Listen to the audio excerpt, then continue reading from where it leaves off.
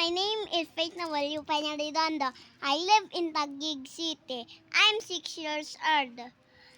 Di ba kumakain tayo lahat ng gulay kasi masustansya yun eh. In health tayo yun, matilinis siya kamalusog. Alam mo ba yung mga ko? Palagi ako insaya pero sometimes nag-iingis ako siya naaaway kami ng kapatid ko.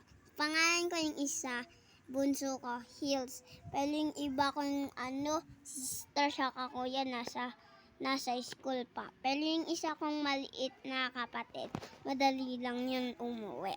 Gusto nga umuwi ng isa eh. Ako hindi pa ako marunong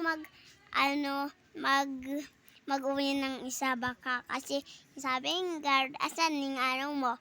Kailangan kasi pag kinder may sundo siya kapag grade 1 pa rin may sundo pa rin.